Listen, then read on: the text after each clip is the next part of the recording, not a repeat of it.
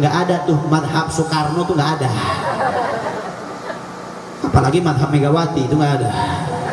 Kalau madhab Soekarno itu yang kayak lagi rame kemarin tuh, zina boleh, halal, cuman syaratnya harus bayar 2 juta baru boleh. Kira-kira kacau apa enggak Bu? Aneh apa enggak? Nah, makanya saya tadi bilang ikutin ulama tapi harus pilih-pilih karena ulamanya banyak aneh-aneh Bu. Jangan ikutin ulama kayak si Panji Gumilang Bu, itu aneh tuh. Itu udah menyelewengnya udah bukan main Bu, udah menyeleweng syariatnya udah bukan main. Az-Zaitun viral dengan sholatnya yang dijarak-jarak, perempuan khutbah Jumat, subhanallah, aneh gitu. Makanya ikutin ulama tapi pilih-pilih ulama yang seperti apa Bib? Yang imannya sama Allah, imannya sama Nabi. Kalau ada ulama nggak benar kayak si Panji, kayak terus yang apa yang musuh-musuhan tadi saya bilang, ini imannya bukan sama Allah Bu, bukan sama Allah, imannya bukan sama Nabi, imannya bukan sama Rasul, terus sama siapa Bib? Imanuhum fi amplopihim, iman sama ulama yang sesat udah banyak, betul? Yang ngaku-ngaku Nabi udah ada, yang ngaku-ngaku jadi Yesus udah ada, yang ngaku-ngaku jadi Imam Mahdi juga ada, yang ngaku-ngaku jadi Tuhan juga ada, udah banyak Bu. Udah banyak kesesatan di mana-mana, udah banyak kesalahpahaman dalam agama di mana-mana. Benar.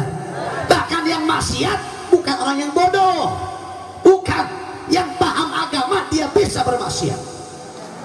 Apa buktinya? Di Bandung ada seorang kiai, dia punya pondok pesantren, punya majelis, santrinya banyak, tapi apa yang terjadi? Santriwatinya diperkosa bergilir sama dia.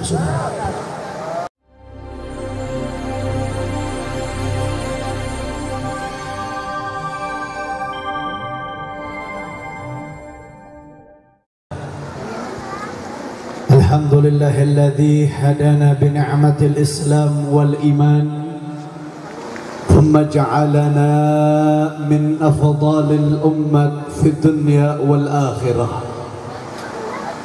أشهد أن لا إله إلا الله وأشهد أن سيدنا محمدا عبده ورسوله لا نبي بعده. اللهم صل وسلم وبارك وكرم ومجد وعظم على سيدنا ونبينا ومولانا محمد الفاتح لما أغلق والخاتم لما سبق ناصر الحق بالحق والهادي إلى صراطك المستقيم وعلى آله حق قدره ومقداره العظيم يا فتح يا الرزاق. أما بعد، الشرفاء والفضلاء جميع المشايخ والعلماء العاملين وكل من الصالحين yang sama-sama kita muliakan, yang sama-sama kita hormati, kepada segenap para alim ulama, para kiai, para tokoh masyarakat, para masyayikh, para sesepuh, para ajengan, para alim ulama yang hadir pada kesempatan kali ini, terlebih khusus daripada guru kita bersama Kiai Ismail Amarullah, begitu juga Khinafillah Ustadz Jalaluddin Rahmat, juga kepada para alim ulama, para kiai, para tokoh masyarakat yang lain yang hadir pada kesempatan kali ini, yang mohon maaf tidak bisa saya sebutkan namanya satu persatu, tapi demi Allah tidak mengurangi rasa hormat saya kepada guru-guru kita sekalian. Kita doakan mudah-mudahan para ulama-ulama kita, para kiai, para ustadz, para ajengan, para sesepuh kita selalu senantiasa Allah panjangkan umurnya, Allah sehatkan jasmani dan rohaninya, Allah berkahkan langkah perjuangan dakwahnya, amin ya rabbal alamin. Begitu pula kepada para aparatur pemerintah dari RT RW, aparatur keamanan sipil dan non sipilnya, serta terkhusus kepada keluarga besar Bapak Suryono dan juga Ibu Yani Rayani yang telah mengumpulkan kita pada ini malam. Dan salam penghormatan saya sampaikan kepada seluruh jamaah hadirin hadirat, muslimin muslimat, mu'minin mu'minat, umatnya baginda Nabi besar Muhammad yang hadir pada kesempatan kali ini, yang berkumpul pada saat ini, yang duduk pada tempat ini, yang berkumpul pada ini malam. Dari dimulainya acara sampai detik ini kita bersama-sama mengagungkan Allah, kita bersama-sama memuliakan Allah, kita bersama-sama membesarkan Allah. Semua angkat tangannya, kita bermunajat meminta kepada Allah. Mudah-mudahan dengan keberkahannya kita berkumpul pada ini malam, dengan kemuliaannya istighfar dan juga salawat. Tidaklah kita pulang dari ini malam kecuali seluruh dosa-dosa kita diampuni oleh Allah Subhanahu wa ta'ala. Dosa keluarga kita diampuni oleh Allah, dosa ibu bapak kita diampuni oleh Allah. Apabila di antara kita ada yang sedang sakit, mudah-mudahan Allah angkat penyakitnya. Yang sedang susah, Allah berikan kebahagiaan kepadanya.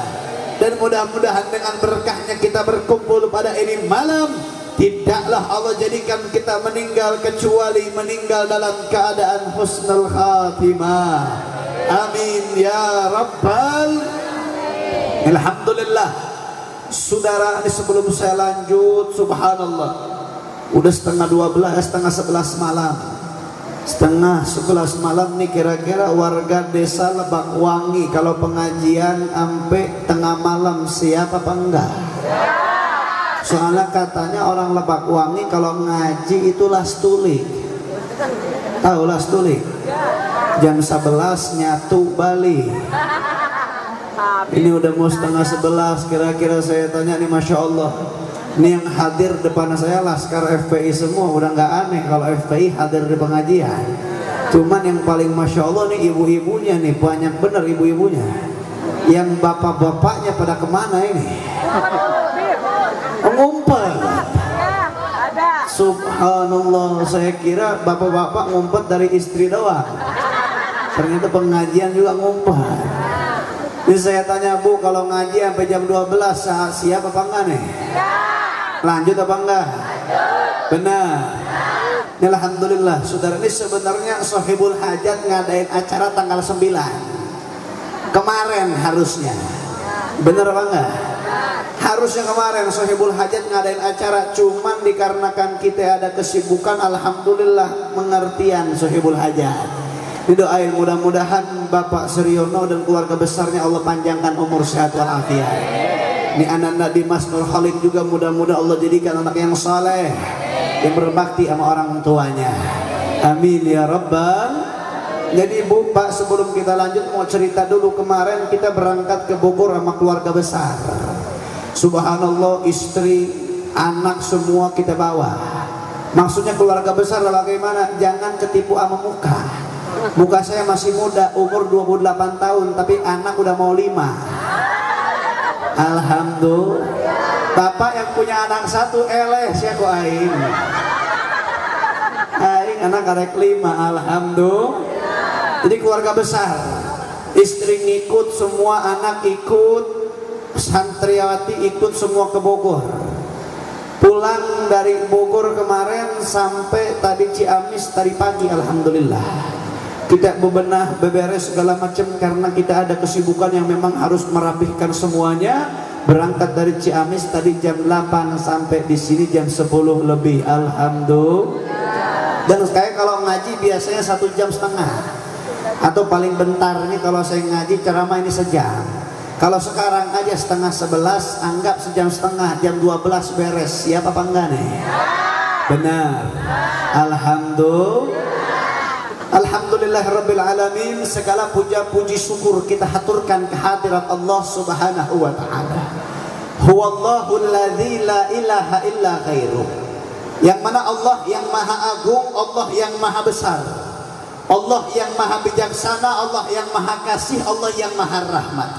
Begitu pula Allah yang maha memberikan nikmat kepada kita semua, nikmat yang begitu banyak yang Allah berikan kepada kita dari lahirnya kita sampai detik ini. Begitu banyak karunia nikmat yang telah Allah berikan kepada kita semua.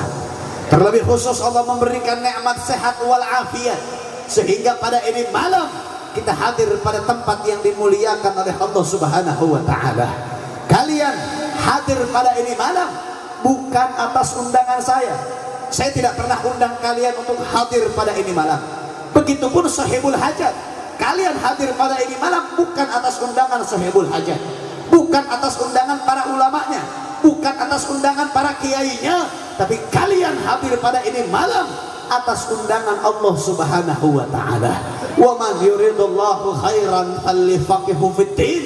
Orang-orang yang dikehendaki kebaikan oleh Allah akan diberikan kemudahan jalan menuju agamanya Allah Subhanahu wa taala. Dan kalian hadir pada ini malam, Allah berikan nikmat sehat wal afiat, Allah berikan nikmat iman, Allah berikan nikmat Islam, sehingga pada kesempatan kali ini kita mengagungkan dan membesarkan namanya, kita mengikuti syariatnya, kita menghidupi agamanya. Dan Allah dengan kita hadir pada ini malam, dengan duduknya kita pada ini tempat, dengan hadirnya kita pada kesempatan kali ini, Allah memberikan khusus ya bil khusus, Allah memberikan ni'matul khusus, nikmat yang Allah khususkan kepada kita.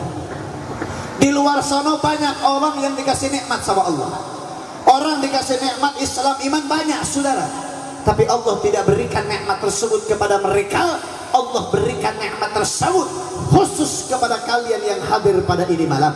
Apa nikmat tersebut? Nikmat tersebut adalah nikmat Allah menjadikan kalian semua yang duduk pada ini malam, hadir pada ini tempat, adalah umat dan hamba yang diagungkan dan dimuliakan oleh Allah Subhanahu wa taala. Amin ya rabbal.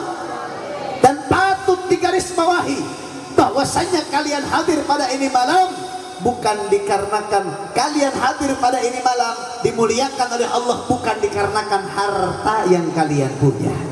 Karena saya dengan kalian, setiap orang yang hadir pada saat ini hartanya beda-beda saudara. Jadi harta tidak membuat kita mulia di hadapan Allah. Mau sebanyak apapun hartanya, sebesar apapun rumahnya, sebanyak apapun kendaraannya, harta tidak pernah membuat hamba tersebut mulia di hadapan Allah Subhanahu wa taala. Begitupun yang namanya pangkat, tahta jabatan yang kita punya tidak pernah membuat kita mulia di hadapan Allah Subhanahu wa taala. Lalu apa Habib kalau bukan karena harta, tahta, pangkat dan derajat? Lalu apa yang membuat kita pada ini malam dimuliakan oleh Allah? Maka jawabannya ada di dalam Al-Qur'an. Yang mana dalam Al-Qur'an Allah Subhanahu wa taala berfirman, wa qala Allah taala, "Qul bi fadlillahi wa bir rahmati fabidzalika falyafrahu." Yang mana artinya qul, katakanlah, bifadlillah, dengan kemuliaannya Allah, wa birrahmati, dan juga kasih sayangnya Allah, fabidzalika falyafrahu, dengan kedua perkara tersebut falyafrahu, bergembiralah kalian. Fadlullah yaitu kemuliaan Allah. Kemuliaan Allah ini apa Habib? Saudara, kalau kita bahas kemuliaan Allah sungguh tidak akan terbahas, sungguh tidak akan bisa kita hitung. Karena seluruhnya yang ada di sekeliling kita, yang ada di hadapan mata kita, itu adalah kemuliaan Allah Subhanahu wa taala. Allah ciptakan gunung, bukit, lautan, sungai, itu kemuliaan Allah. Allah ciptakan manusia, binatang dan hewan, itu kemuliaan Allah. Dan semua yang ada di sekeliling kita itu adalah kemuliaan Allah. Lalu kemuliaan Allah yang seperti apa? Kemuliaan Allah yang macam apa yang Allah maksudkan di dalam ini ayat, yang dengan kemuliaan tersebut kita diperintahkan berbangga dan bergembira hati dengan adanya perkara tersebut. Maka saudara, jawabannya sebagaimana di dalam kitab Tafsir Ma'alimut Tanzil karangan daripada Al-Imam Bagawi, Begitu juga di dalam kitab tafsir Jami'ul Bayan karangan daripada Al-Imam Ibnu Jarir At-Tabari, yang mana dalam kedua kitab tafsir tersebut menerangkan dan menjelaskan bagaimana Allah memiliki kemuliaan yang tiada tara, yang kemuliaan tersebut mencangkup seluruh kemuliaan yang ada di alam muka bumi ini. Apa kemuliaan tersebut? Kemuliaan tersebut bukan Allah ciptakan gunung, bukan Allah ciptakan lautan, bahkan bukan Allah ciptakan surga, bukan Allah ciptakan neraka, tapi fadlullah fi hadhil ayat, kemuliaan yang Allah maksudkan di dalam ini ayat adalah Al-Qur'anul Karim. Alhamdulillah. Dan kita diperintahkan saudara untuk berbangga dan berbahagia dengan adanya Al-Quran. Pertanyaannya insya Allah, tapi insya Allah sebelum saya tanya saya juga udah yakin, insya Allah semua jamaah di rumah punya Al-Quran, betul? Di masjid banyak Al-Quran, betul? Saya tanya nih khususnya ibu-ibu, karena biasanya yang ibu-ibu ini rajin ngajinya nih. Kalau yang bapak biasa kadang lupa. Tapi saya tanya ibu-ibu, Bu, Al-Quran di rumah itu dibaca atau dipajang? Dibaca atau dipajang? Bener. Kau nggak bohong sih ya? Saya nggak bohong, kau yang doakan salakina kawin deh sih ya. Sapoe barang kali ibu baca Al-Quran. Cici. Sapoe barang kali baca Al-Quran. Palingan ke saminggu sakalinya. Bener. Saminggu sakali eta kumpul malam Jumat doang. Bener tuh.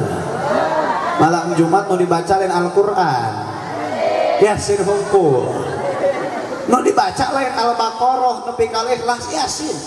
Yang dibaca Yasin bukan huruf Arabnya, bukan. Latin yang dibaca. Giliran disuruh baca Arab dia bilang aduh bib aing ikropat oke atau tabib. Subhanallah, ini banyak surah yang kayak begini banyak. Nggak usah tanya sama orang lain, tanya aja sama diri sendiri. Berapa banyak kita baca Al-Quran dalam satu hari? Berapa banyak kita pegang Al-Quran dalam satu hari? Mungkin kebanyakan kita baca Al-Quran aja nggak bisa. Mungkin kebanyakan dari kita boro-boro baca Al-Quran, sholat aja jarang kita tinggalkan.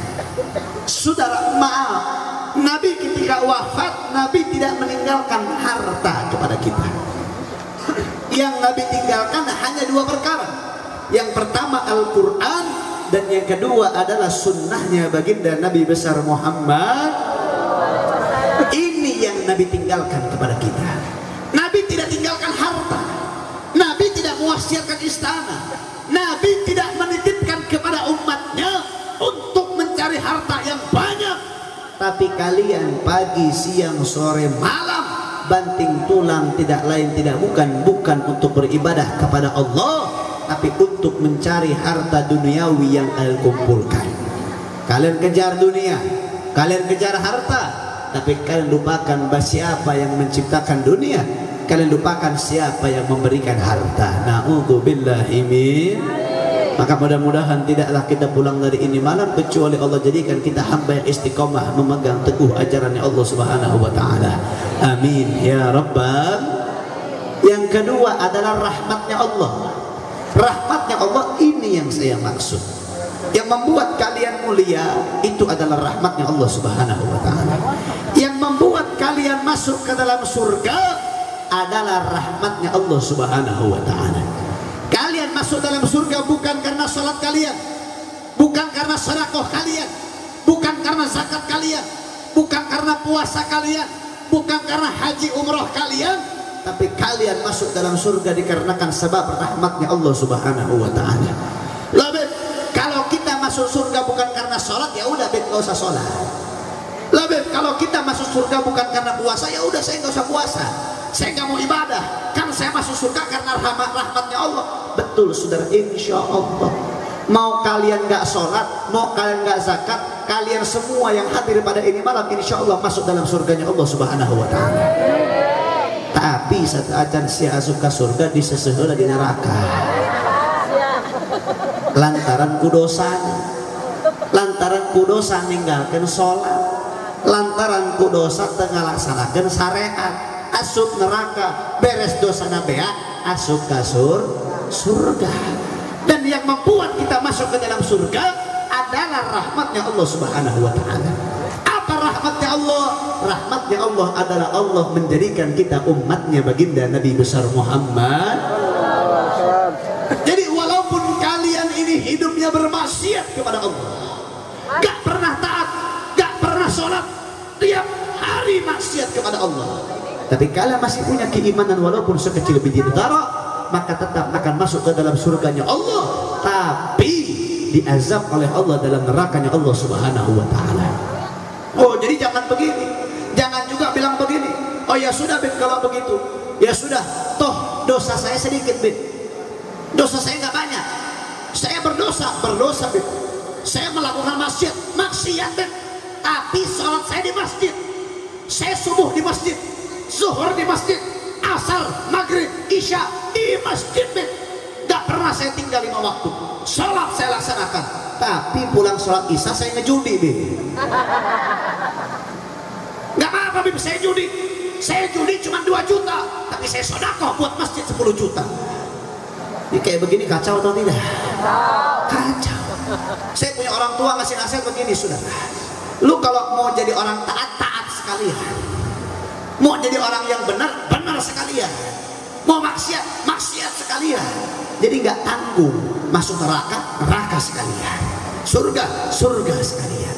Dan apa sih orang tua bilang saya? Orang tua saya bilang apa? Ingat hadisnya Nabi, la talbisul haqqa bil batil. Jangan mencampur adukkan yang hak dengan yang batil. Yang hak itu hak, yang batil itu batil, halal halal, haram haram. Jangan maksiat ditumpuk dengan taat. Ini terkadang ada STMJ, tahu STMJ? Sholat terus maksiat jalan. Ini kadang banyak begini. Puasa, oh subhanallah, 1 bulan penuh, 1 bulan penuh puasanya, gak lewat dia puasa, tapi tiap malam gandengan sama yang bukan mahram. Sholat dilaksanakan, dia sholat subhanallah, tapi habis sholat berzina. Hati-hati saudara, apa kata Nabi? Man yu'minu billahi wal yawmil akhir fatbi'i sayyi'atal hasanah tamhuha. Siapapun orang yang beriman kepada Allah dan hari akhir, tutuplah keburukan dengan kebaikan, bukan tutup kebaikan dengan keburukan. Kira-kira sampai sini jelas? Sampai sini paham? Dan saudara ikhwan rahimakumullah, ini yang membuat kita mulia pada ini malam, karena terikatnya kita kepada baginda Nabi besar Muhammad. Karena kalau kita bahas Nabi, saudara, saya kalau bahas tentang Nabi itu pasti teringat 2 perkara. Perkara yang pertama, semua perkara itu pasti tersambungkan kepada baginda Nabi. Kalian pakai kerudung tersambung kepada Nabi, kalian pakai sarung tersambung kepada Nabi, kalian beriman kepada Allah tersambung kepada Nabi. Gak ada Nabi gak bakal kalian beriman, gak ada Rasul gak bakal kalian beriman, gak ada Nabi Allah gak bakal ciptakan surga, Allah gak bakal ciptakan neraka, Allah tidak akan menciptakan alam buka bumi dengan isinya kalau bukan karena baginda Nabi besar Muhammad. Dan terkaitnya kita pada ini malam menjadikan aspek Allah memuliakan kita selalu senantiasa. Karena apa? Karena mulut kita selalu berbasah dengan salawat kepada Nabi. Kita berkumpul pada ini malam salawat kepada Rasul, kita memuliakan Allah, berzikir kepada Allah, bersalawat kepada Nabi. Ini yang menjadikan kita mulia pada ini malam. Alhamdulillah. Itu sudah perkara yang selalu saya ingat. Ketika apapun terkait dengan Nabi, wallah akan Allah muliakan perkara tersebut. Bahkan ada satu pembelajaran saudara. Ini biasa laki-laki suka ada yang pakai kopiah wafat. Kopiah wafat. Wafat itu gambar sandalnya Nabi saudara. Itu gambar sandalnya Nabi saja para ulama mengajarkan siapapun kalau ada kopiah yang ada gambar wafat, jangan masuk kamar mandi, lepas kopiahnya. Itu wafatnya Nabi, sandalnya Nabi, muliakan sandal tersebut, agungkan, taruh di atas kepala kalian. Kenapa? Karena itu sandal dipakai sama Nabi dan berjumpa dengan Allah ketika kejadian Isra wal Mi'rajnya baginda Nabi. Bahkan saya teringat dalam kitab Taqriratus Sadidah, kitab Taqriratus Sadidah ini kitabnya madhab Syafi'iyah alal fiqhiyah, kitab tentang tentang fikih dalam madhab Syafi'i. Bab awal, masih bab awal saudara. Dalam bab awal tersebut disampaikan afdalul miyah arba'atul moyah, ataupun paling afdolnya air itu ada 4 air. Jadi yang paling afdol air di seluruh bumi itu ada 4 saudara. Apa keempat air tersebut? Yang pertama ma'un Nabi sallallahu alaihi wasallam, air yang keluar dari tangannya baginda Nabi Muhammad sallallahu alaihi wasallam. Itu yang pertama. Yang kedua ma'u Zamzam, air Zamzam. Bahkan saudara ikhwan rahimakumullah, itu dulu di dekat rumahnya Nabi sampai sekarang masih ada sumur yang selalu dipakai oleh Nabi mandi. Itu ada satu eksperimen, itu sumur digali, sudah diambil airnya. Wallah 12/12 nggak ada bedanya dengan air Zamzam. Itu air yang ada dekat sama rumahnya Nabi. Lalu bagaimana dengan air yang keluar dari tangannya Nabi ketika saat itu Nabi mengeluarkan mukjizatnya? Jadi air yang pertama yang mulia adalah airnya Nabi. Yang kedua air Zamzam, insya Allah mudah-mudahan kita bisa minum langsung ke sono di Makkahul Mukarramah. Yang ketiga Ma'ul Kautsar, air telaga Kautsar. Apa telaga Kautsar? Saudara, Nabi Adam, Nabi Nuh, Nabi Idris, sampai Nabi Isa, sampai kita punya Nabi, semuanya di akhirat kelak punya yang namanya telaga. Telaga itu apa Habib? Anggaplah gambaran zaman sekarang danau saudara. Anggaplah seperti danau, bahasa gambaran gampangnya itu seperti danau. Dan setiap Nabi punya telaganya masing-masing. Kita punya Nabi, punya telaga yang paling besar, punya telaga yang paling mewah, yang mana barang siapa yang minum di telaga tersebut la yazma'u abadan, tidak akan merasa haus selamanya. Ada nanti dari umatnya Nabi yang minum di telaga tersebut pakai tangannya, diambil air diminum langsung. Ada yang ada udah disiapin, ada wadahnya, ada gelas, diambil diminum langsung. Ada orang yang diambilin minumnya sama Nabi. Bayangkan, ada gelas kosong diambil dalam telaga tersebut, yang ambil bukan orang lain, Nabi yang ambil, yang langsung ngasih sama kita itu air. Ada orang yang bukan diambil sama Nabi, langsung pakai tangannya Nabi dimasukkan ke mulut orang tersebut. Ada saudara, tergantung siapa yang mereka paling dekat dengan Nabi, maka di telaga tersebut pun akan dekat dengan baginda Nabi. Bagaimana kadar kedekatan seseorang kepada baginda Nabi? Tidak lain tidak bukan dengan memperbanyak sholawat kepada baginda Nabi besar Muhammad. Insya Allah mudah-mudahan kita bisa minum telaga tersebut. Dan khususnya saudara, sedikit saya cerita sebelum kita lanjut ke yang 4, air yang keempat, kita lanjut dulu cerita. Saya teringat sebelum kita masuk ke telaganya baginda Nabi, kita semua itu di padang mahsyar. Kita di padang mahsyar nanti saudara ikhwan rahimakumullah, itu betul-betul mempertanggungjawabkan amal ibadah kita semuanya. Kita nggak peduli dengan orang yang ada di sekeliling kita, nggak peduli. Tiba-tiba akan ada suatu suara yang begitu besar, yang mana suara tersebut mengatakan ibqadu absarakum, tutuplah, tundukkanlah kepala kalian, tutuplah mata kalian. Inna Fatimah bintur Rasul satamur, sesungguhnya Fatimah radhiyallahu anha, anaknya daripada kita punya Nabi, akan lewat saudara. Jadi ketika Sayyidah Fatimah lewat, itu nanti semua orang disuruh tundukkan kepalanya, pejamkan matanya. Lewat Sayyidah Fatimah, di belakang Sayyidah Fatimah ada perempuan-perempuan muslimah. Insya Allah ibu-ibu saya tanya, Bu, pengen nggak ikut sama anaknya Nabi masuk ke surga? Pengen. Nah ditanya siapa perempuan yang ada di belakang Sayyidah Fatimah, maka istrinya Sayyidul Walid Al-Habib Umar bin Hafid, beliau mengatakan perempuan yang akan ada di jalur Sayyidah Fatimah adalah mereka yang tidak pernah menampakkan wajahnya di dunia. Paham apa enggak? Mereka yang tidak pernah selfie dan diupload di sosial media, itu adalah perempuan-perempuan yang akan berkumpul bersama Sayyidah Fatimah. Sedangkan ibu-ibu zaman sekarang selfie wae kemana-mana, oke benar,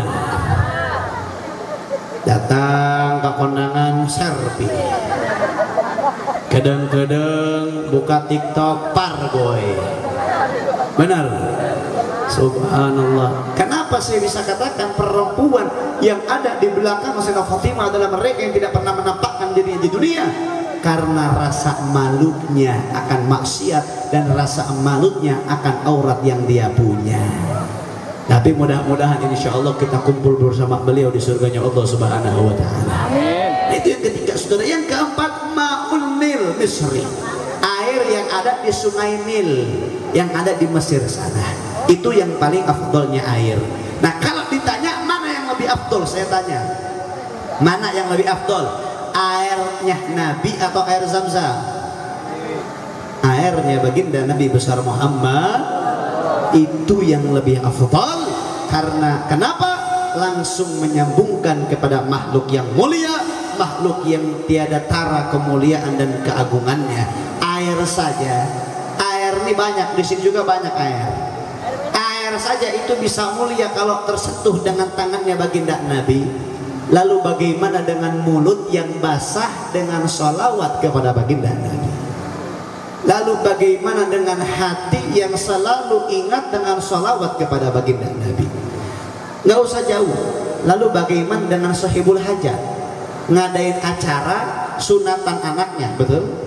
Yang diundang bukan orgenan, yang diundang bukan dangdutan, yang diundang ulama, kiai, ustadz, kumpul pengajian sama-sama sholawat sama Nabi. Gimana nggak berkah itu keluarga mengkaitkan dirinya kepada baginda Nabi besar Muhammad? Maka ini menjadikan pembelajaran untuk kita semuanya. Maka selalulah kaitkan diri kita kepada baginda Nabi. Itu yang akan menjadi penyelamat dunia dan akhirat kita di akhir zaman seperti ini. Amin ya rabbal alamin. Dan saudara ikhwan rahimakumullah, kalau bahas Nabi, poin yang pertama itu yang saya ingat. Poin yang kedua apa, Bib? Poin yang kedua, saya selalu mengingat kalau kita bahas Nabi, maka teringat juga bagaimana perjuangan Nabi menyampaikan Islam kepada kita semuanya. Kita semua di sini insya Allah ini warga Kuningan, betul? Orang Kuningan dulu nih nggak mungkin Islam semua, betul? Semuanya mungkin dulu jahiliyah. Datang ulama mengislamkan kita. Ulama itu juga mungkin dulunya dari abah-abahnya mungkin dia bukan Islam. Sampailah Islam tersebut datang, diwajarkan, disiarkan oleh baginda Nabi sehingga Islam bisa sampai seperti ini. Betul atau tidak? Dan saudara ikhwan rahimakumullah, kalau bahas tentang Islam yang disampaikan dan diperjuangkan oleh baginda Nabi, saya teringat sebuah ayat. Yang dalam ayat tersebut Allah menyampaikan, wa qala Allah Ta'ala, wa idh yamkuru bikal ladina kafaru liyuthbituka aw yaqtuluka aw yukhrijuka wa yamkuruna wa yamkurullah wallahu khairul makirin. Ini sangat luar biasa. Di dalam ini ayat begitu luar biasa. Allah menceritakan bagaimana kita punya Nabi memperjuangkan daripada perintahnya Allah Subhanahu wa Ta'ala. Untuk apa? Mensyiarkan ajaran Allah, membenarkan orang-orang kafir agar kembali beriman kepada Allah Subhanahu wa Ta'ala. Dan Nabi menghadapi makar-makar dan gangguan yang tidak lain tidak bukan diberikan oleh siapa? Alladzina kafaru, orang-orang kafir Quraisy yang mengganggu dan memberikan makar kepada baginda Nabi untuk mencegah daripada dakwah tersebut. Saya nggak bakal bahas panjang lebar mengenai perjuangan Nabi, hanya 3 poin saja bagaimana Nabi menghadapi makar-makar orang kafir dalam menjalankan perintah Allah Subhanahu wa Ta'ala. Saudara, dulu Nabi berdakwah itu nggak enak, nggak kayak zaman sekarang.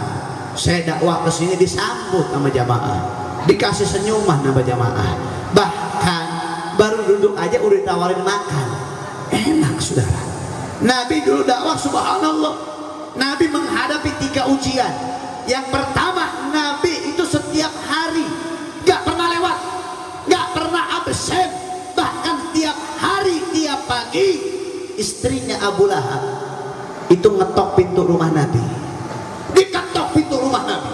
Ketika Nabi buka pintu tersebut, wah, dicaci langsung, sudah dihina. Kita punya Nabi dicerca, dikata-katakan, saudara. Subhanallah. Untuk apa?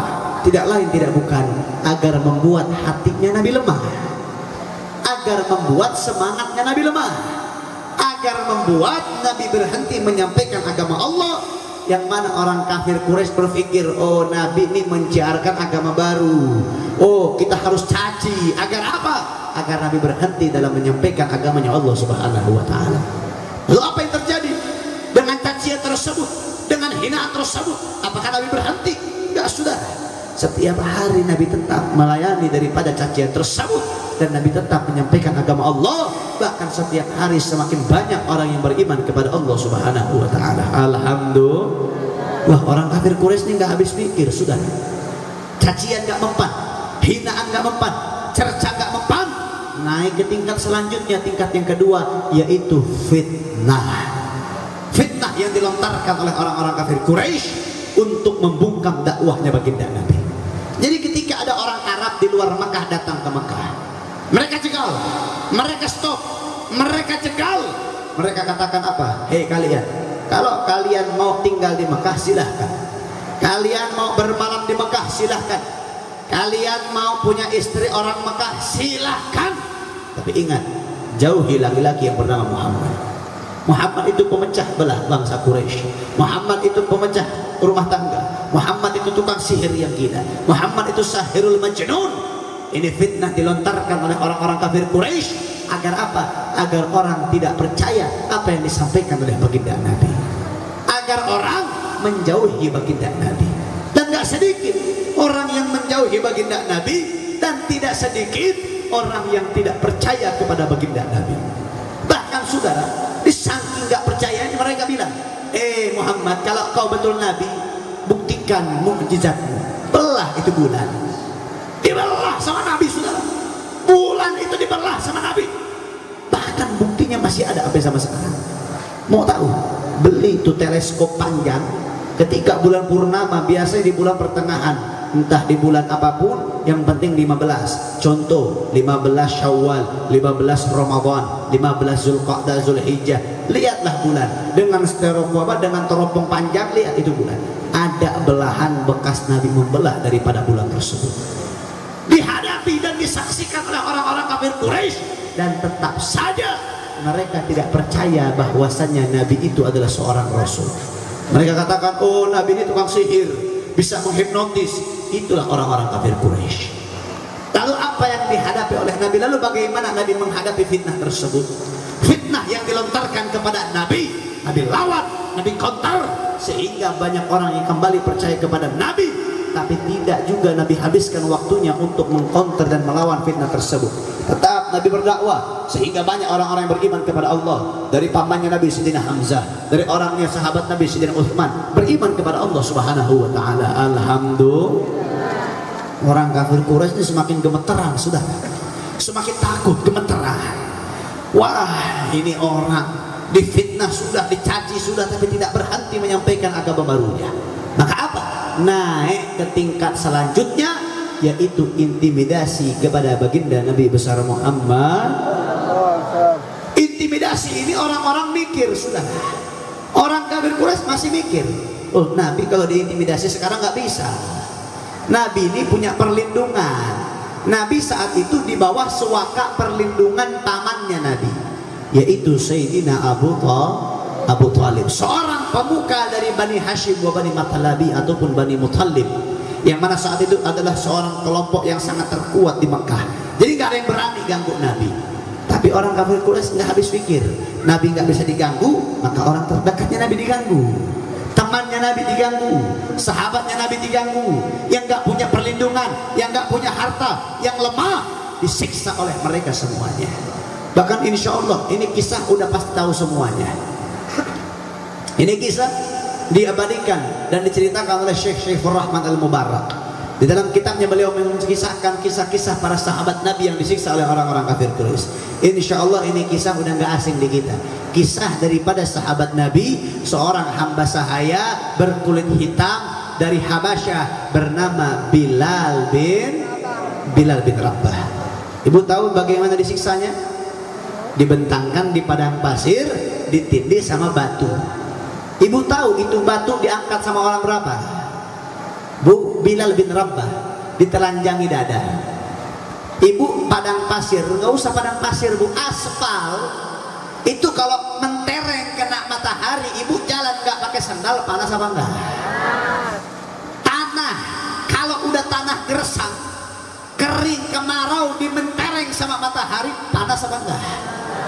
Ini Makkah bu, pasir bu, pasir, mentereng panas matahari, dijemur itu Bilal bin Rabah, dijemur di tengah padang pasir, telanjang dada, ditindih sama batu, bukan batu kecil bu, itu batu karang yang kalau diangkat sama 10 orang baru bisa keangkat. Bayangkan, nggak usah batu nih, tindih sama son aja gimana? Lu ketindih sama son aja udah ngos-ngosan, ini ditindih sama batu. Bahkan dalam riwayat lain dikatakan kakinya dipasung, kaki kanan kiri dipasung, tangannya dipasung, ditindih sama batu.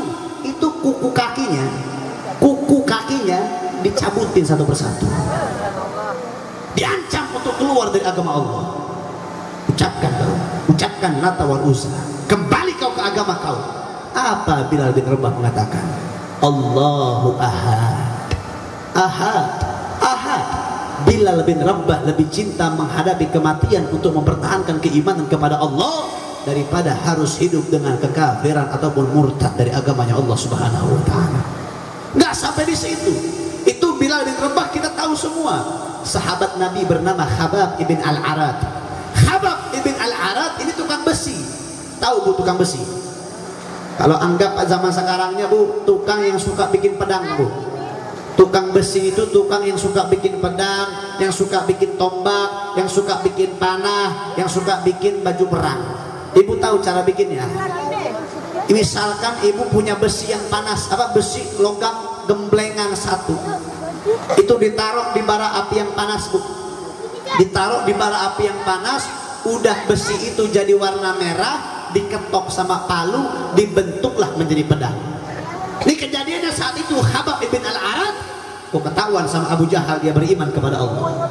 Besi yang dia panaskan tadi diambil sama Abu Jahal, disetrikakan di mukanya Khabbab ibn al-Arad. Setrika bu, muka disetrika. Bayangkan, gak usah pakai besi panas, ibu nyetrika baju, nggak sengaja kena muka bu, nggak sengaja kena mukanya, nggak sengaja. Mungkin mau ngangkat telepon yang diangkat malah setrikaan. Panas apa enggak bu? Ini besi bu, nggak sampai di situ.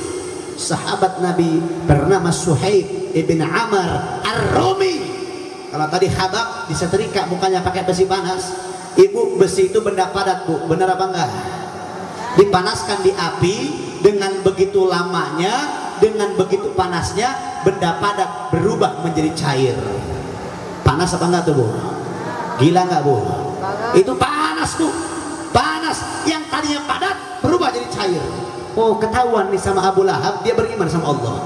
Besi yang tadi cair, yang panas diambil sama Abu Lahab, pakai besi lagi diambil sama Abu Lahab. Ini Suhaib diikat, Suhaib diancam keluar kau dari agama Muhammad. Gak mau Suhaib, dia mempertahankan keimanan. Matanya bu dibelekin, dipelototin sama orang-orang kafir Quraisy. Besi cair tadi disiramkan di atas matanya, sampai matanya buta dan urat suaranya terputus, buta dan bisu dibuat oleh orang-orang kafir Quraisy. Itu yang dilakukan oleh orang-orang kafir Quraisy, menyiksa orang-orang yang beriman kepada Allah Subhanahu wa taala. Bahkan ada satu kisah fenomenal. Anaknya disiksa, ibunya disiksa, ayahnya disiksa, anaknya beriman, ayahnya beriman, ibunya beriman. Siapa beliau? Seorang sahabatnya Nabi bernama Ammar bin Yasir radhiyallahu anhu wa an walidain. Ini insyaallah semua udah pada dengar kisahnya. Ammar ketahuan beriman, diangkat, disiksa, diikat di pohon, disiksa, dicambuk di badannya itu bu, sama pisau tuh diseret-seret bu, sama pisau tuh dibaling dikuliti bu, Ammar bin Yasir. Tapi dia tetap mempertahankan keimanan kepada Allah. Apa yang dilakukan oleh Abu Jahal? Abu Lahab nggak habis pikir. Sumayyah, perempuan ibunya Ammar, sudah tua rentak, jalan aja udah jompo, diseret sama Abu Lahab, diikat, dicambuk, sampai-sampai bukan menangis air mata lagi, sudah menangis darah itu Sumayyah. Hati siapa yang tidak lemah ketika melihat ibunya disiksa di hadapan mata? hancur. Keadaan Ammar saat itu melemah, keimanannya pun melemah. Yang tadinya mempertahankan keimanan kepada Allah, dia lemah. Dia takut kalau dia mempertahankan keimanan sama Allah, ibunya dibunuh. Maka apa yang dikatakan oleh Sumayyah dengan mata yang mengeluarkan tangisan darah, dengan badan yang penuh dengan luka-luka, apa yang Sumayyah katakan? Wahai Ammar, kalau aku harus mati saat ini karena disiksa oleh mereka, wallah demi Allah, aku tidak ridho kalau kau harus keluar dari agamanya Muhammad. Maka apa yang dilakukan oleh Abu Jahal? Abu Jahal melihat perempuan tua, renta, udah lemah, udah berdarah-darah, masih bisa memberikan semangat kepada anaknya. Apa yang dilakukan? Maaf bu, maaf. Diambil satu tombak yang ujungnya tajam, diambil, ditusukkan kepada Sumayyah dari depan kemaluan tembus ke pinggang belakang. Sumayyah meninggal di tempat. Yasir ayahnya Ammar dibunuh di tempat, dipenggal kepalanya. Makanya ibu yang dirahmati Allah Subhanahu wa taala, bapak sekalian yang dirahmati Allah, yang mati pertama kali bela agama Allah bukan laki-laki. Bukan kalian laki-laki muda kuat, bukan. Yang pertama kali mati syahid bela agama Allah adalah seorang perempuan tua renta bernama Sumayyah. Dia rela mati hanya untuk mempertahankan keimanan kepada Allah Subhanahu wa taala. Sedangkan kalian sekarang mau sholat enak, gak harus diganggu, gak ada yang ganggu kalian. Nabi dulu mau sholat depan Ka'bah, Abu Jahal sama Abu Lahab di belakangnya. Sorbannya Abu Lahab dililitkan kepada lehernya Nabi. Udah dililit, Nabi diseret keliling Ka'bah sampai matanya Nabi melotot menahan daripada cekikan tersebut. Kalian mau sholat nggak ada yang ganggu, mau puasa nggak ada yang ganggu, mau sedekah nggak ada yang ganggu. Bayangkan begitu nikmatnya Allah kasih nikmat kepada kita semuanya. Dan saya sampaikan kisah perjuangan para sahabat dalam mempertahankan keimanan kepada Allah. Ini menjadikan pembelajaran buat kita. Oh Bib, itu mah terlalu jauh Bib. Oke, kalau terlalu jauh zamannya, Bu, orang Palestina mereka hidup mati-matian Bu untuk mempertahankan keimanan kepada Allah. Orang Palestina Bu, nggak usah jauh-jauh, perempuannya dia kalau mau tidur nggak mau dia lepas kerudung. Dia kalau mau tidur pakai kerudung, ambil wudhu. Dia bilang apa? Saya takut ketika saya tidur orang Israel ngebom saya, dan ketika saya mati saya dalam keadaan tidak punya wudhu, dan orang-orang menemukan saya dalam keadaan jasad yang tidak tertutup auratnya, makanya saya pakai kerudung sebelum saya tidur. Itu Bu, saking mereka tegangnya mempertahankan keimanan kepada Allah. Kita di sini nikmat Bu, Pak, nikmat. Mau sholat tinggal sholat, mau sodako tinggal sodako, mau puasa tinggal puasa, nggak ada yang ganggu. Maka syukurilah daripada nikmat tersebut. Dengan apa? Dengan kita memperpegang teguh ajaran agamanya Allah Subhanahu wa taala. Dengan jalur siapa? Jalurnya para ulama, yang mana para ulama dikatakan al ulama warisatul anbiya. Para ulama ini pewarisnya baginda Nabi besar Muhammad sallallahu alaihi wasallam. Jadi ikutilah para ulama. Tapi ingat Bu, hati-hati juga kalau ngikutin ulama Bu. Hati-hati Pak kalau ngikutin ulama, karena ulama zaman sekarang kadang suka aneh-aneh. Ini gak usah di kampung orang lain, kampung saya Bu, ini pengalaman pribadi saya. Di kampung saya dulu, waktu saya mau pesantren itu subhanallah, ada kiai sama kiai, sama-sama kiai, satu kampung yang sama, cuman beda RT doang, satu desa. Oh kalau ketemu Ustaz, itu cepaka-cepiki. Oh kalau ketemu udah kayak CS ampek. Tapi di belakang saling tusuk, saling jelekin satu sama lain. Jadi kalau di depan manis, kalau di belakang musuh-musuhan Bu. Ini ulama kiai sama kiai musuh-musuhan, aneh apa enggak? Aneh. Emang ibu tahu nggak Bu, musuh-musuhannya karena apa? Bukan karena apa-apa Bu. Karena yang satu ulamanya baca Maulid Barzanji, yang satu ulamanya baca Maulid Sariful Anam. Musuh-musuhan. Cuman karena beda baca Maulid. Yang pakai Barzanji pakai hadroh, pakai mic, pakai speaker. Kalau yang Sariful Anam nggak pakai hadroh dan tidak memakai speaker, dia mengatakan speaker itu haram. Wah, musuh-musuhan hanya karena yang satu pakai speaker, yang satu nggak pakai speaker. Na'udzubillahi min. Ingat Bu, ikhtilaf, ingat Pak, ikhtilaf ma bainal ummati rahmat. Perbedaan antar umatku itu menjadikan rahmat, bukan menjadikan perpecah belahan. Yang terkadang beda sedikit musuh-musuhan, beda sedikit musuh-musuhan, jangan. Ingat, perbedaan itu menjadikan rahmat. Contoh nih Bu, saya tanya ibu-ibu, bapak-bapak sekalian semuanya, madhabnya Syafi'i atau bukan? Syafi'i. Saya juga Syafi'i, alhamdulillah. Saya punya wudhu. Contoh, saya salaman nggak sengaja bersentuhan sama perempuan yang bukan mahram, kira-kira batal atau tidak? Lamun aing umroh, mangkat haji make madhab Syafi'i, tawafna moal beres-beres. Lebih kasar bulan kata tawaf moal beres-beres. Kenapa? Karena ketika lagi tawaf tuh bukan laki-laki doang, bukan perempuan doang. Kadang kita nggak sengaja kesentuhan, batal wudhu, balik lagi ngambil wudhu, jauh ambil wudhunya, balik lagi. Tadi udah berapa kali tawafnya, mual beres.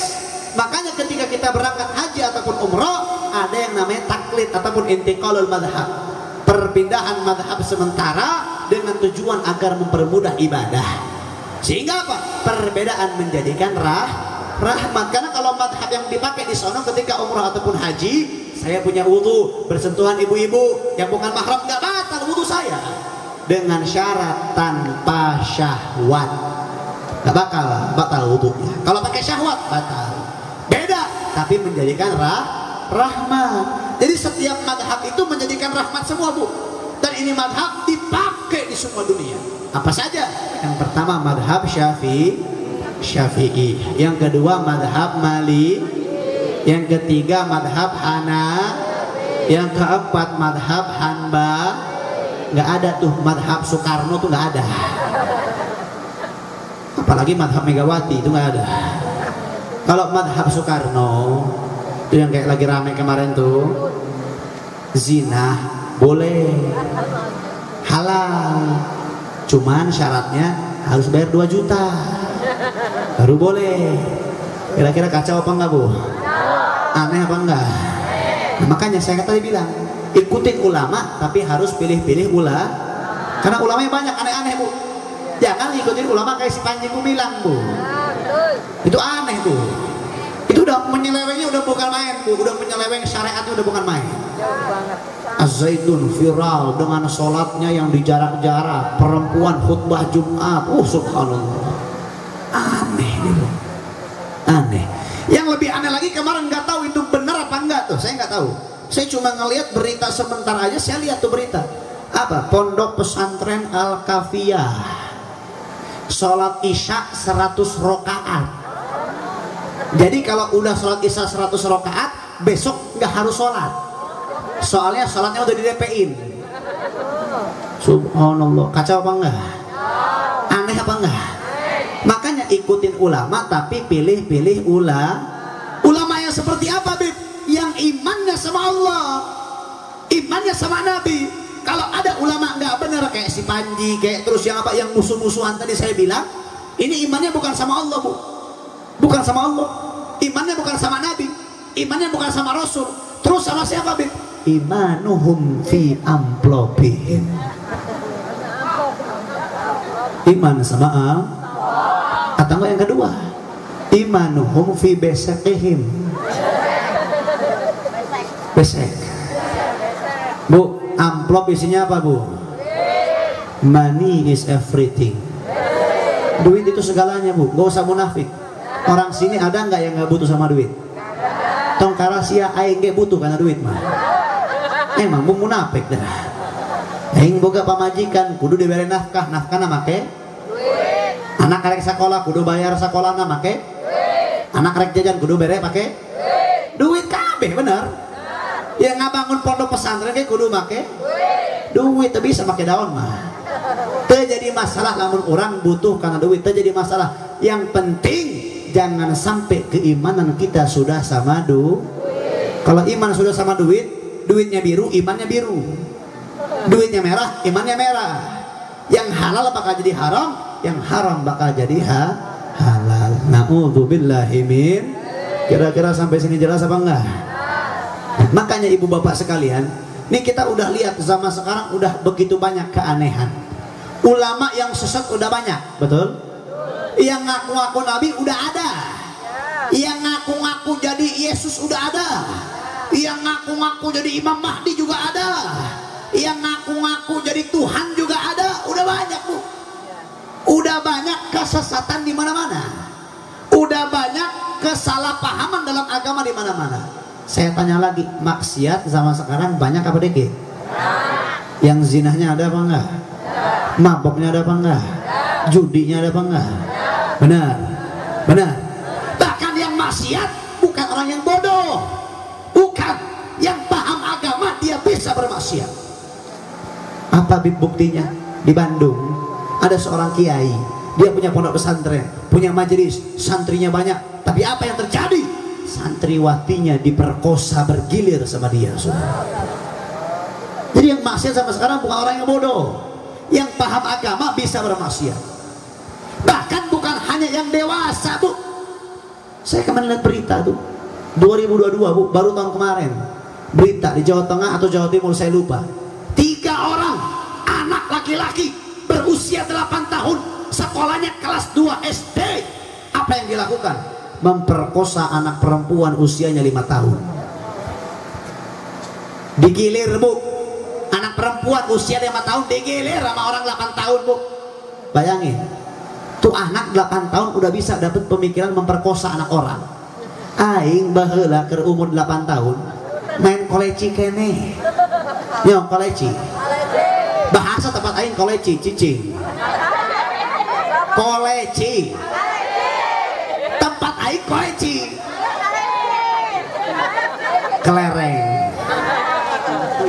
Bu, Sunda teh beda tempat, beda bahasa. Di dia lamun ayam apa bahasa Sundana? Ayam. Lamun di Banten mah kotok. Nah, sia cicing pan. Nah, lamun aing baheula 8 tahun main koleci keneh, Bu. Main koleci. Cicing sia. Geus main naonnya kelereng tah. Aing 8 tahun main gundu, main layangan, Bu. Pang mewahna, Bu, ieu pang mewahna baheula geus wah, geus pokona mah geus kakolote bener-bener menta we. Ceulik-ceulik mentana. Menta naon? Tamagotchi. Nyawa itu Tamagotchi. Padahal sia leuwih kolot ti aing. Ya, Tamagotchi teh kos Game Boy teh eta. Jimbo, tapi lain Jimbo. Nu melihara hewan. Ti telur nepi ka gedean geus tong ka ditu jadi bahasna. Aing 8 tahun main eta keneh. Ayeuna budak leutik 8 tahun geus bisa memperkosa anak batur. Menang pemikiran ti mana eta? Tiha? Ibu boga budak leutik? Dibere HP teh? Tong nyalahkeun anak sia lamun anak sia kurang ajar ka kolot. Dan ajaran batur lain. Tapi kolot na ngajarkeun anakna kurang ajar ka kolot sorangan. Lantaran dibere Bu, baheula zaman aing 8 tahun, 20 tahun yang lalu berarti ya. 20 tahun yang lalu. Saya sekarang 28, masih muda, Bu, masih muda. Alhamdulillah. Anak udah 4, sekarang alhamdulillah istri saya lagi handung lagi anak yang kelima. Jadi doain, Bu, biar sehat walafiat kandungannya. Anak yang pertama usianya 6 tahun. Anak yang kedua 4 tahun. Yang ketiga 3 tahun. Yang keempat, yang ketiga tuh 2 tahun jalan 3, yang keempat 8 bulan. Terus 8 bulan anak aing ujung-ujung pemajikan aing hamil deui. Alhamdulillah. Banyak anak banyak. Bapak-bapak ieu nya dengengkeun aing ieu. Sia kudu lobakeun anak, Pak. Wajib. Menta ka pamajikan kudu loba anak. Lamun pamajikan sia embung ngalobakeun anak, berarti eta kode jeung sia neangan pamajikan nu anyar. Kalau banyak anak gak bisa dari satu istri berarti banyak nah itu pelajaran di aingnya. Langsung aing di blokade di dia ya. Sehibul hajat di dia motong deh ngundang si Reza, tak bahaya itu mengajarkan nyandung we eta mah. Subhanallah. Lanjut mual. Bu, ya 20 tahun yang lalu saya nggak mau jadikan masa-masa ibu jadi barometer, enggak. Karena ibu geus kolot teuing. Ya, geus kolot teuing. Jadikeun we zaman ana baheula ke usia 8 tahun 20 tahun lalu, jadikan weh eta perhitungan. 20 tahun yang lalu HP ada apa enggak, Bu? Ada apa enggak? Aya. Nokia anu dilempar ke anjing, anjing napae? Nokia cininita. Eta pangmewahna HP benar. Eta unggul Nokia geus harga jutaan. Gos subhanallah. Game nu aya tah Bounce, Snake. Nanti tanya Space Impact kita game-game bahala tadi Nokia itu 20 tahun yang lalu Bu, betul atau tidak? 20 tahun jalan, sekarang tahun ini HP apa yang nggak bisa? 20 tahun yang lalu kalau mau teleponan harus kuartel, sekarang udah bisa video call, udah bisa melihat wajah langsung, udah bisa ngedetek lokasi di mana, udah bisa beli apapun dari HP, betul? Cuman butuh waktu 20 tahun. Terkonek sih benernya ngaji teh. Cuman butuh waktu 20 tahun. Dari 20 tahun yang lalu teknologi berkembang, betul? Bahkan teknologi berkembang sama sekarang ada dua nih yang mau diluncurkan dari perusahaan Apple. Ini perusahaan Apple buat kacamata VR, virtual reality, satu kacamata harganya 58 juta. HP digerakin pakai tangan, kalau itu kacamata yang ngegerakin kornea mata. Itu siapa yang punya mobil perusahaan Tesla itu? Siapa itu namanya? Mang Adai. Elon Musk. Itu Elon Musk mungkin perusahaan mobil Tesla yang bisa jalan sendiri. Dia sekarang bikin program apa Bu? Otak cangkok. Jadi otak manusia dicangkok, ditanamin chip. Tangan ditanamin chip. Jadi ibu kalau ke warung gak usah bawa duit, cukup bawa tangan aja tunjukin, ibu udah bisa bayar. Bayangkan Bu, itu zaman sekarang, betul? Zaman sekarang anak 8 tahun udah bisa memperkosa anak orang, betul? Lalu bagaimana 20 tahun ke depan? Teknologi apa yang tidak ada di zaman 20 tahun ke depan? Sedangkan anak-anak ibu sekarang masih pada kecil, betul? Tongkar anak ibu, anak ayah lebih kene Bu, genep tahun kene. Kumaha 20 tahun ke harap Bu, eta teknologi kumaha eta? Now teknologi nu eueuh 20 tahun ke harap. Makanya pendidikan yang paling penting bukan pendidikan formal Bu, maaf. Bukan berarti saya nggak pro dengan sekolah, bukan. Komo ibu buka anak awewe, wah mahkota Bu yang ibu punya.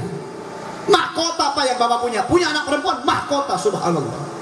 Anak perempuan saya sarankan nggak usah sekolah tinggi-tinggi, nggak usah ngejar doktor, sarjana, fakultas, apapun itulah, insinyur segala macam. Bukan apa-apa Bu, ujung-ujungnya juga dapur. Bener apa enggak? Mau sekolah silakan, tapi jangan lupa dengan tujuan agamanya. Didik anak dengan pendidikan agama, karena itu yang menjadikan investasi penting buat Anda. Pak, Bu, jangan jadi orang yang muflis. Tahu muflis? Orang yang merugi. Bapak Ibu pulang dari sini kepleset paeh, bisa Bu? Bisa, lamun geus takdir nama bener. Ibu paeh, si bapak bisa kawin deui. Bener tuh? Si bapak paeh, ibu bisa kawin deui. Bener tuh? Bener. Ibu bapak paeh, tetangga boro-boro aya nu inget. Moal inget ke sia. Paling inget nganterkan ke kuburan, tahlil 3, 7, 40, 100 udah. Sisanya lupa sama kita. Ibu punya kakak, ibu punya adik, boro-boro inget sama ibu kalau udah mati. Paling cuma tahlil 3, 7, 40, 100 udah, sisanya lupa. Yang akan selalu ingat kepada seseorang ketika orang tersebut sudah meninggal adalah seorang anak. Bu, Pak, saya mau cerita. Ini cerita bukan cerita karangan, cerita saya punya teman. Saya SD sama dia satu kelas, 6 tahun saya temenan sama dia. SMP 3 tahun saya temenan sama dia. Namun bahasa ayeuna mah CS ampeng. Wah, geus besti pisan aing jeung manehna. Besti bener Bu, besti pisan. Saya temenan sama dia, nginep di rumah bareng, pakai baju bareng, sempak barengan aing jeung manehna. Baheula, ayeuna mah teu. Bu, subhanallah. Ini saya punya teman, dididiknya bukan dengan didikan agama. Saya ceritakan latar belakangnya, jadikan pembelajaran. Apa Bu ceritanya? Saya ceritakan latar belakangnya Bu. Ini saya punya teman Bu, anak tunggal Bu, anak satu-satunya, nggak punya kakak, nggak punya adik. Ibunya sama anak tunggal, nggak punya kakak, nggak punya adik. Sama juga bapaknya, nggak punya kakak, nggak punya adik. Jadi cuma sekeluarga 3 orang doang. Wah, ini kalau kata orang mah keluarga berencana Bu. 3 orang doang nih keluarga. Dididik sama orang tuanya apa? Duit. Kerja. Lu kalau nggak kerja nggak bakal jadi orang. Lu nggak punya duit nggak bakal dihargain orang. Itu didikan orang tuanya. Akhirnya apa? lulus SMP, saya pondok pesantren, dia kerja di Batam, Bu. Kerja di Batam per bulan 3.800.000 itu bersih, belum 150.000 per hari, belum 50.000 uang makan per harinya. Kira-kira gede apa enggak gajinya? 2 tahun pertama ibunya meninggal. 2 tahun kedua, 4 tahun dia kerja, ayahnya meninggal. Pulang-pulang jadi yatim piatu. Temenin sama saya, dia datang sama saya, Beb, tolong Beb, saya mau ziarah ke makam orang tua saya. Saat itu saya bilang, maaf nggak bisa. Saya mau dipanggil sama saya punya guru, jadi saya tolak permintaan dia. Karena menurut saya, panggilan guru lebih penting dari apapun. Akhirnya saya penuhi panggilan saya punya guru. Karena saya punya guru saat itu meminta tolong kepada saya. Akhirnya saya nggak bisa temenin teman saya buat ziarah ke makam orang tuanya. Saya titipin 1 buku doang. 1 buku isinya Yasin Tahlil yang ada bahasa Indonesianya, tahu? Nah, saya titipin sama dia. Silakan baca di makam orang tua saya. Apa di makam orang tua Anda? Apa yang terjadi? Dia ziarah, dia pulang, dia nanya hukum sama saya. Apa yang dia tanya? Jadi anggap buku di depan saya ini, anggap makam orang tuanya. Itu buku yang saya kasih, dikantongin lagi sama dia, dimasukin tas. Dia keluarin HP, dia cari di YouTube Yasin Tahlil lengkap. Dia setel di atas makam orang tuanya. Dia tanya sama saya, Beb, kira-kira hadiahnya sampai nggak sama orang tua saya? Aing arek seri, tapi sedih aing ngalina. Sedih aku naon? Coba bayangkan eta nya nu di kuburan lain sasaha tapi urang. Coba bayangkan eta anak lain anak batur tapi anak urang. Bu, ingat, dalam hadis itu ibu mungkin udah tahu, bapak udah tahu hadisnya apa? Idza mata bena adam in qata amaluhu illa min salasin. Kita meninggal maka tidak akan terputuslah amal ibadah kecuali terputuslah semua amal ibadah kecuali 3. Yang pertama sedekah, yang kedua ilmu yang bermanfaat, yang ketiga anak yang soleh. Syukur lamun boga anak yang soleh. Kumaha lamun al waladun toleh yadurruh, anak yang tidak soleh yang menjadikan mudarat bagi orang tuanya. Labib, kan saya mah nanggung dosa anak cuma sampai balik doang. Siapa bilang? Anak balik iya memang, dosanya sebelum balik ditanggung sama orang tuanya. Tapi kalau orang tua nggak becus didik anaknya, orang tua tidak peduli dengan pendidikan anaknya, maksiat sampai besar karena orang tua tidak mendidik agama kepada anaknya, maka dosanya akan terus mengalir kepada orang tuanya. Makanya pendidikan paling penting untuk seorang anak adalah pendidikan agama. Apalagi zaman sekarang, anak sama orang tua. Kalau zaman dulu anak yang takut sama orang tua, tapi zaman sekarang orang tua yang takut sama anaknya. Betul? Betul apa enggak? Orang tua yang takut sama anaknya. Anak merengek diturutin, dimanjain. Sehingga apa? Anaknya kurang ajar sama orang tuanya, nggak dididik agama sama anaknya. Dengan alasan apa? Biarkan anak mau kemana silahkan, cari kesenangan, nanti dididik agama. Ingat Bu, sebagaimana dikatakan oleh para ulama, at-ta'alamu fi sigar kanaksi alal ma, at-ta'alamu fi sigar kanaksi alal hajar. Mendidik dan belajar di waktu kecil itu seperti layaknya mengukir di atas batu. Kira-kira kelihatan apa enggak? Kelihatan. Tapi at-ta'alamu fi kibar kanaksi alal ma. Kita mendidik dan mengajarkan, belajar di waktu dewasa, di waktu tua, seperti mengukir di atas air, nggak bakal ada bekasnya Bu. Batang pohon kalau udah tua dilurusin bakal patah. Anak kalau sudah gede nggak dikasih tahu pendidikan agama dari kecil, bakal ngelawan sama orang tua, bakal menjadi durhaka. Maka pendidikan paling penting adalah pendidikan agama. Kira-kira sampai sini jelas? Sampai sini paham? Lanjut apa jangan? Benar. Aing sapoe can HS euy. Di kamar di BKN can HSS ya. Sarua. Alhamdulillah. Lanjut Bu. Bari can ngopi, can ngarokok aing ka dieu teh. Datang-datang langsung dipanggil atuh si Ustad mah ieu. Tangga pengertian ya si Ustad ya euy. Subhanallah. Bu, satu acan dilanjut ya, minta doana wios. Doakan Bu, doakan anak-anak teh keur geuring kabeh. Doakan sing sehat walafiat. Doakan oge ieu bunya di Ciamis ya ge informasi ya sakaliannya. Minta doana sekaligus mengasih informasi. Alhamdulillah kita itu Bu, ya. Saya kelahiran Palembang. Jadi kalau ibu ngelihat dari tadi saya ngobrol sambil emosian, wajar bu, orang seberang mah begitu. Udah nggak aneh bu. Saya belajar bahasa Sunda dari tadi ngomongnya sia aing, hampurannya. Soalnya saya belajar bahasa Sunda di Banten bu. Kalau Banten Sundanya kasar bu. Jadi saya orang Sunda bukan, tapi belajar Sundanya di Banten. Jadi minta maaf kalau ada bahasa Sunda yang tidak berkenan.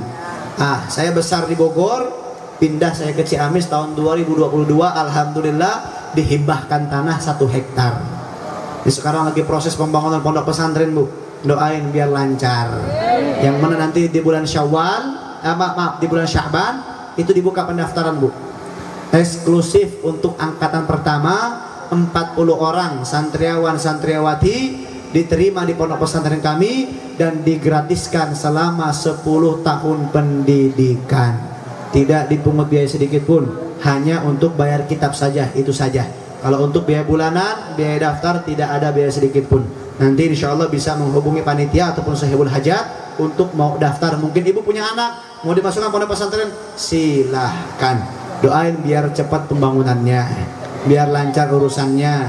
Amin ya rabbal alamin. Nah ibu-ibu bapak-bapak sekalian, saya minta maaf, minta ridho. Jujur, saya biasanya pengen ceramah sampai jam setengah 2, bapak sampai jam 12. Cuman karena memang kita dari pagi kemarin dari Sukabumi, dari Bogor, kita belum istirahat dengan maksimal. Kita di perjalanan sampai sekarang, dari pagi pun pas pulang sampai sekarang kita belum tidur-tidur, belum istirahat-istirahat. Mudah-mudahan walaupun saya bisa nyampaikan sedikit tapi ada manfaat buat kita semuanya. Ini anak yang disunat, mudah-mudahan Allah jadikan anak yang soleh. Kita juga punya anak di rumah, mudah-mudahan anak-anak kita soleh-solehah semuanya. Berkah dunia akhirat, menjadi penyelamat buat akhirat kita, dan mudah-mudahan kita masuk surganya Allah Subhanahu wa taala. Sebelum kita tutup, semua angkat tangannya. Angkat suaranya. Angkat suaranya, angkat tangannya, kita lantunkan syairnya Abu Nu'as. Ilahilas tolil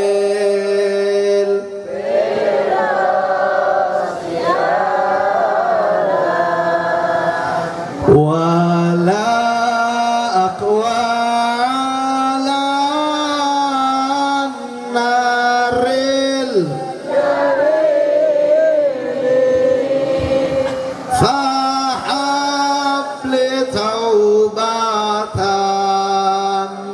waghfir fa innaka ghafirun.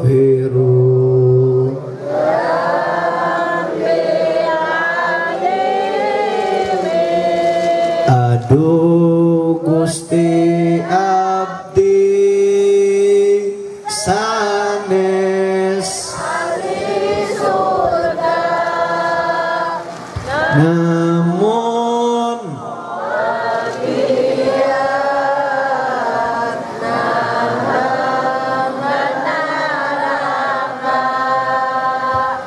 mugi Gusti kersa maparinan